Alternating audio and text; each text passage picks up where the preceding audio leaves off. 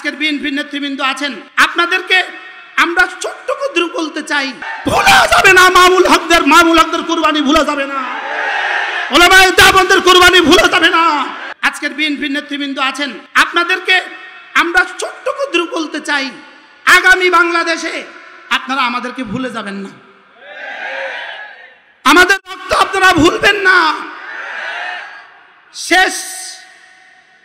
শেষ লোকমাতে ব্যাট ভরে না, শেষ লোকমাতে ব্যাট ভরে না। শুধু জুলাই আগস্টের কুরবানি দ্বারা বাংলাদেশ স্বাধীন হয় নাই, 16 বছরের কুরবানি দ্বারা বাংলাদেশ স্বাধীন হয়েছে। শেষ লোকমা দ্বারা পেট ভরে না। কোনো গাছ কাটতে গেলে শেষ কুফে গাছ পড়ে না, শেষ কুফে গাছ পড়ে না। প্রথম দিন থেকে শেষ পর্যন্ত যত কুফ আছে সবগুলোই সমানভাবে অংশীদার। শেষ লোকমায় পেট ভরে না, প্রত্যেকটা লোকমা সমানভাবে অংশীদার। এজন্য 16 বছরে আমাদের রক্ত ভুলা যাবে না, 16 বছরে ওলামায়ে দেওবন্দের রক্ত ভুলা যাবে না, 16 বছরে হেফাজতে ইসলাম বাংলাদেশের রক্ত ভুলা যাবে না, আমাদের জেলের জুলুম ভুলা যাবে না, জেলের আয়না ঘরের কান্না ভুলা যাবে না, আমাদের হাত পা করা, হাতে কড়ি লাগানো আর পায়ে কড়ি লাগানো ভুলা যাবে না। যদি কেউ ওলামায়ে দেওবন্দের সাথে গাদ্দারি করে, যদি কেউ ওলামায়ে দেওবন্দকে ভুলে যায়, যদি কেউ কাউরি মাদ্রাসার সূর্য সন্তানদেরকে ভুলে যায়, সে আবার ইতিহাসের রাস্তা করে নিক্ষিপ্ত হবে। ওলামাকে ভোলা যাবে না, এদেশের মসজিদগুলো ভোলা যাবে না, এদেশের মাদ্রাসা ভোলা যাবে না। আমরা যে জেলখানা ছিলাম, আয়নাঘরে ছিলাম, এক এক দিনের কান্না, আল্লাহর কসম খেয়ে বলি, ওই কান্নাগুলো জমা করে করে হাসিনাকে চিরতরে দেশ থেকে বিতাড়িত করেছে। আমাদের পিঠের আঘাত জমা করে করে হাসিনাকে দেশ থেকে বিতাড়িত করেছে।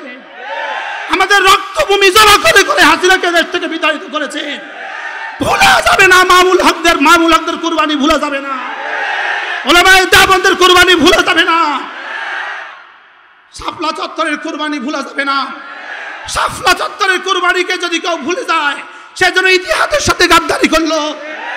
এজন্য আপনাদেরকে বলি, কোরআনে কারীমের শপথ নিয়ে বলেন, উলামায়ে উম্মতের সাথে ছিলেন, উলামায়ে উম্মতের সাথেই আমরা থাকবো। বলেন ইনশাআল্লাহ, বলেন ইনশাআল্লাহ। আমরা ওলামাদের সাথে ছিলাম, ওলামাদের সাথেই থাকবো ইনশাআল্লাহ। আমাদের জাতীয় মসজিদের খতিব হযরত মাওলানা আব্দুল মালিক হাফিজাহুল্লাহ তাআলা এদেশের লক্ষ লক্ষ আলেমদের উস্তাদ, কোটি কোটি আলেমদের উস্তাদ।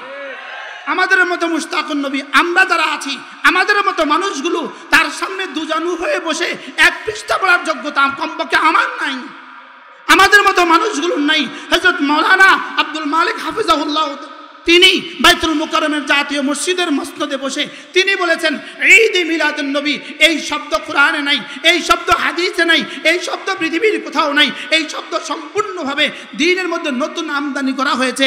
এই প্রশ্নের উত্তরে এই বক্তব্যের জবাবে বলেছে আব্দুল মালিক হাফিজাহুল্লাহর সাথে সে মুবাহাসা করবে, মুনাজারা করবে, চ্যালেঞ্জ করে দিয়েছে।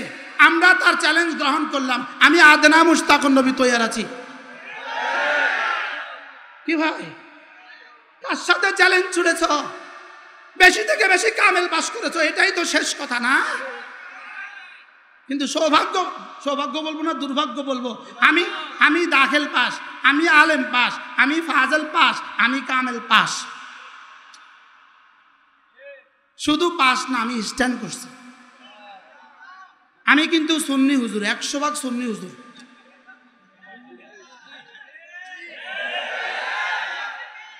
আমি কি হুজুর বলেন?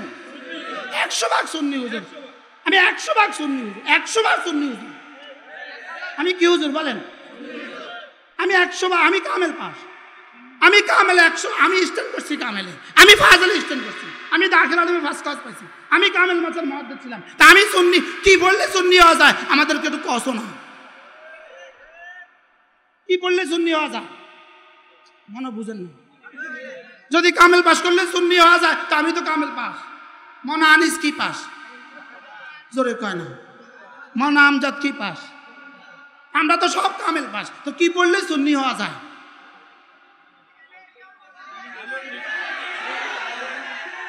আওয়াজ দেন, কি পড়লে সুন্নি হওয়া যায়? কি ভাই?